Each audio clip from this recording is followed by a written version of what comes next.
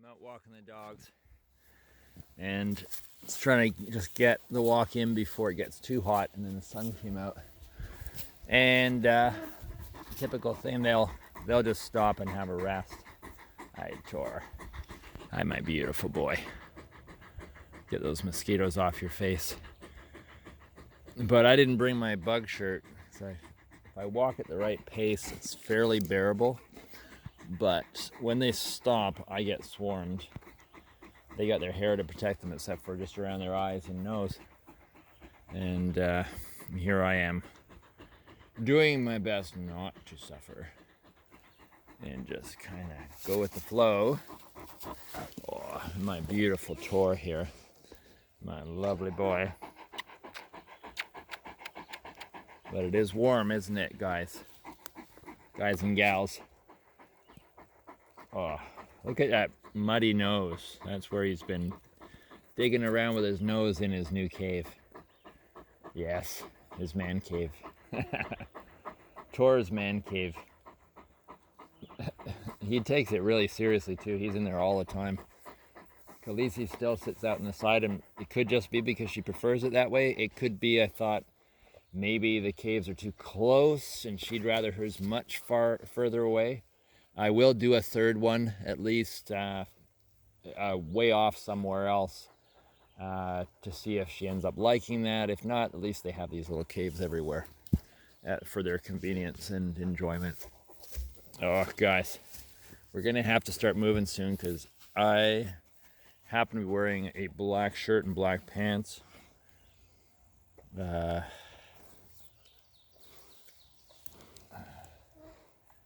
Which attracts me even more. At least it's a long sleeve black shirt. But oh god, my neck and my face. Okay guys, enough pretending you're cows grazing in the field. And I think it's time that we move. Okay guys? Come on, Kelly. Let's go for treaties back home. Let's go back for treaties. Come on. Ah, that works. Never tried that one before. I mean, I tried it when I've had them, but I didn't have them, and I feel kind of mean. But I'm not lying, because I could easily be saying that when we get back, the treaties will be there. So, I'm telling the truth. I'm being authentic here with my doggies. Don't want to use trickery with my beautiful friends here. Okay. So this is where the incident happened before, and nothing's happened, so I felt pretty hopeful that the mommy grouse would take her chick somewhere else, possibly safer. Sorry, Khaleesi. Got same hand, same arm, hand. I'm holding a camera, is also holding the leashes. So when I finish my walk, I am going to have breakfast and another Liberica coffee. And just for those of you that haven't watched all the way through, I'm doing this series to present to you just my experience, what I'm going through, moment to moment, doing my best not to it's not a complaint, it's not a judgment, I'm just going through my process. I'm recognizing the sacredness of it. I could call it sort of a crash landing. I would say kind of captures a lot of it, of my experience, and I can go into that in detail in different ways in many other videos. And there's also it was quite unavoidable because of the complications that I have and had. I had Raven, my wife, finding out that she had cancer, and then the costs and the distraction, like the amount of effort that I had to go into all that, and processing for both of us, while everything else was going on that was enough to be overwhelming on its own, was exactly that, extremely overwhelming, and required a lot of self-management on both our parts, and internal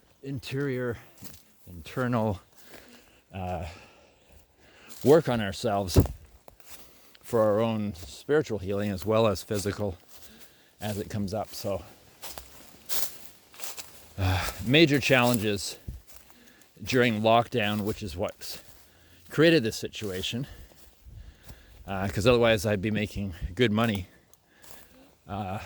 As many know, my reputation, and I have run a good business, good healing therapy, art in my soul print tattoos for 40 years. And then now in lockdown, I'm completely shut down. And I can't get financing even for $30,000. Whereas once upon a time, I got financing for $700,000 with no problems. So major contrast. I haven't changed. The circumstances have changed. And now I have to change at 60 years old with a wife who's battling cancer. It's quite a challenge. I will not lie.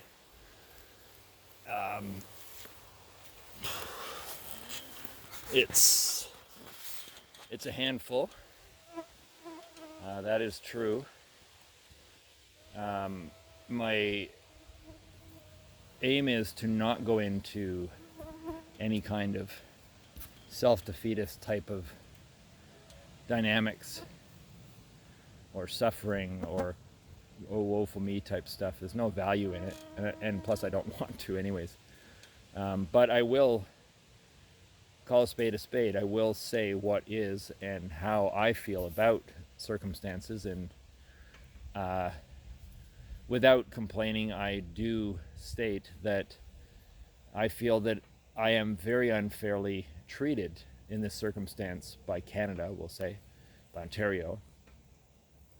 I'm in a situation that is not my call, and yet I'm treated sort of, at best, like nothing exists in my circumstance, and at worst, where I'm basically just treated like someone who's got a bad habit of not taking care of money or something, with no, seemingly like there is no such thing as lockdown, and it's not because I'm prevented from making money. I'm treated like I'm a lout.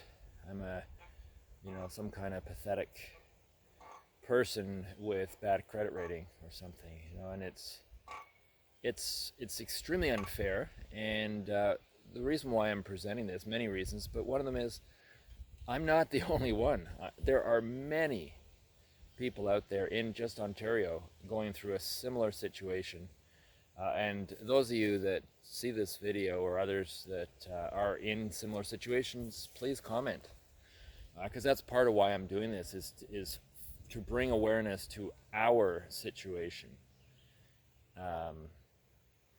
To those who don't get it, and maybe couldn't get it. They're so distracted and won over by other things that weigh heavy on them, and they're just not able to, or willing, or whatever, to acknowledge that there are other people going through different situations. And a good example is the place where I'm getting my trailer, secondhand trailer. It's a large operation, very professional. They're like any, it's one of those companies, types of business where they are doing ridiculously well because it's something that everyone wants now, like building a house.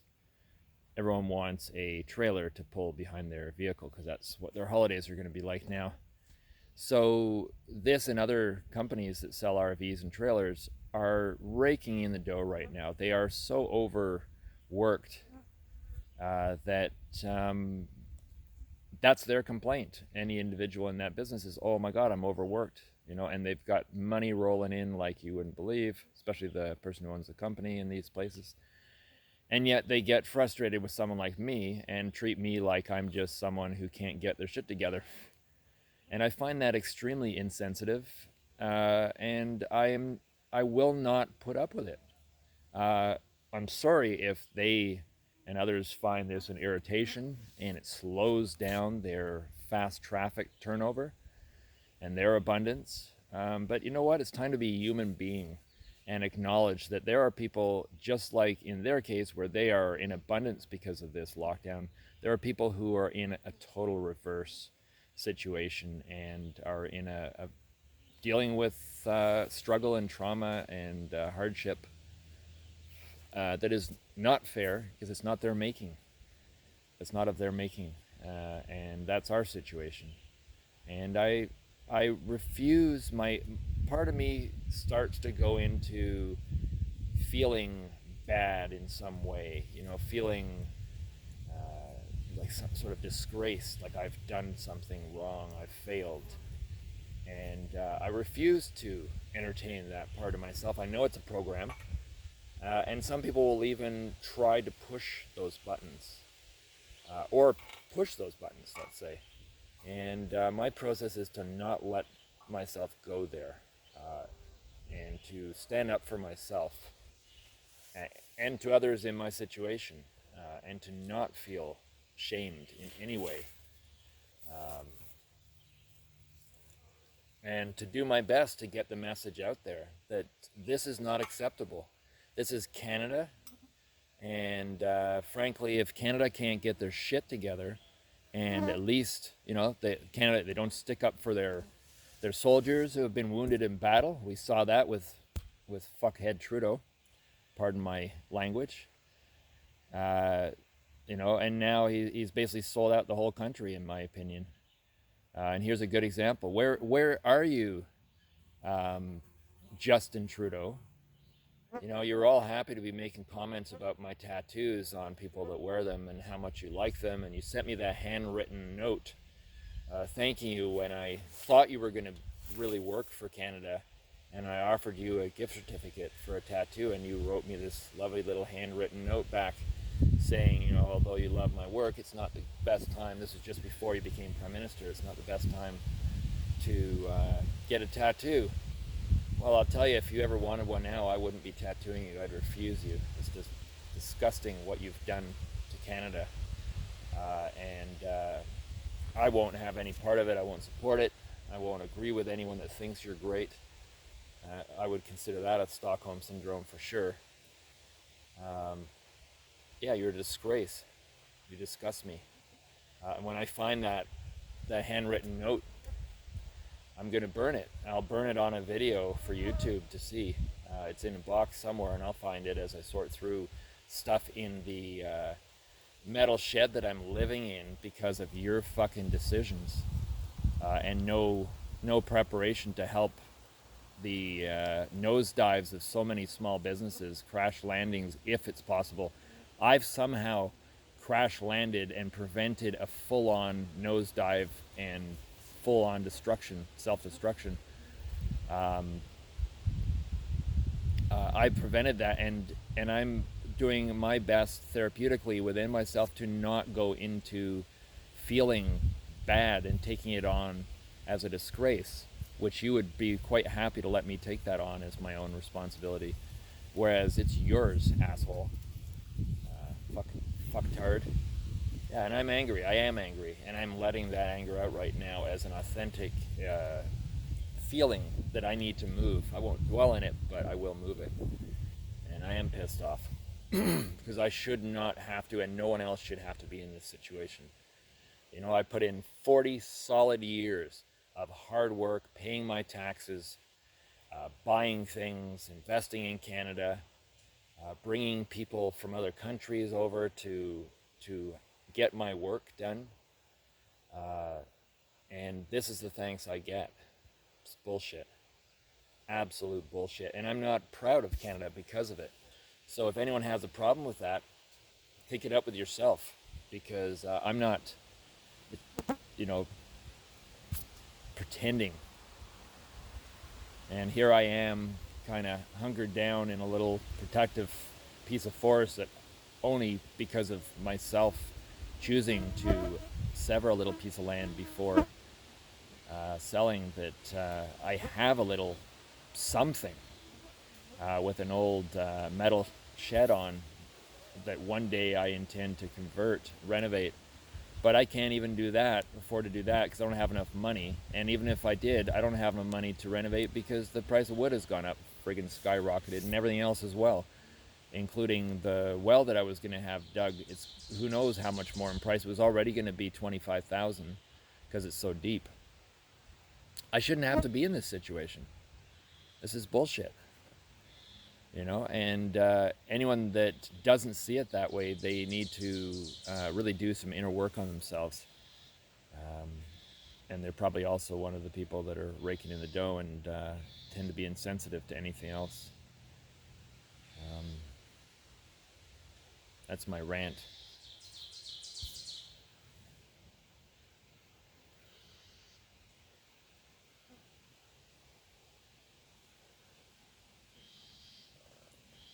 It's a fucking bullshit situation that I'm in, and I take it full responsibility, and I'm working with it.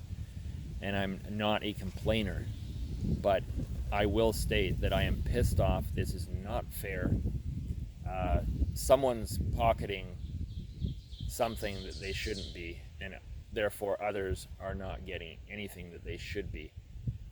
The government should be making, in my opinion, way more effort to take care of the people who are not sitting on their asses, but are losing their businesses, losing their shirts, going into a crash, and aren't able to protect themselves. Somehow I was able to, by the grace of God, at least make it a crash landing, although it didn't help that much, because I still am not eligible for even a small financing operation. I'm holding out with someone that's helping me at best raise my chances, but I shouldn't even have to be in this situation. It's absolutely disgraceful that I should be, and that's one of the messages, one aspect of the big message that I'm putting out with this series is this is it. This is what I'm going through moment to moment. And most of it is going to be focused on the creativity that I will bring into this situation, both on internal levels for healing, emotional, spiritual, physical,